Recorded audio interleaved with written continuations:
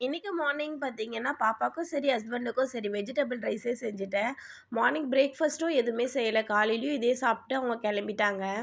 எல்லாருக்கும் பாய் பாய் சொல்லிட்டு நம்ம ஸ்ட்ரைட்டா போற இடம்னு பார்த்தீங்கன்னா, கிச்சன் தான். நம்ம வரும்போது கிச்சன் இப்படி தான் இருக்கும். அவங்க கிளம்புற அவசரத்துல எல்லாமே போட்டது போட்ட இடத்துல இருக்கும். ஆனா, நான் இன்னைக்கு கிச்சனுக்குள்ள போன உடனே எதையும் எடுத்து வைக்கவே இல்ல. ஸ்ட்ராங்கா ஒரு டீ போட்டு குடிச்சுட்டு, அதுக்கப்புறம் எந்த வேலைனாலும் செஞ்சுக்கலாம்னு சொல்லிட்டு விட்டுட்டேன். டீ போட்டுட்டு ஒரு 10 நிமிஷம் ரிலாக்ஸ்டா டீய குடிச்சுட்டு, அதுக்கப்புறமா தான் எல்லா வேலையும் ஸ்டார்ட் பண்ணேன்.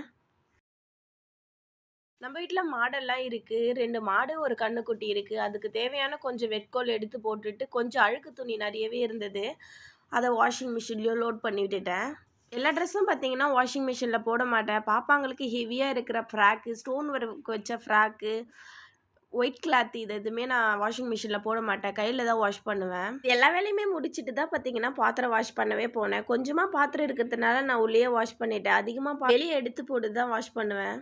பாத்திரம் வாஷ் பண்ணி முடிச்சுட்டு பார்த்தீங்கன்னா, கிச்சன் கவுண்டர் டாப், டைல்ஸ் எல்லாமே இன்னைக்கு வாஷ் பண்ணி விட்டுடலான்னு சொல்லிட்டு எல்லாமே நீட்டா வாஷ் பண்ணியாச்சு. வீக்லி ஒன்ஸ் பார்த்தீங்கன்னா, கிச்சன டீப் கிளீன் பண்ணி விட்டுருவேன். அதே சரி இன்னைக்கே பண்ணி விட்டுடலான்னு சொல்லிட்டு இன்னைக்கே பண்ணி விட்டுட்டேன். கிச்சன ஃபுல்லா கிளீன் பண்ணி விடுறதுக்கு பார்த்தீங்கன்னா, 1/2 அன் ஹவருக்கு மேலேயே ஆயிடுச்சு. கிச்சன் ஃபுல்லா வாஷ் பண்ணி தொடச்ச அப்புறம் கிச்சன் இப்படி தான் இருந்தது.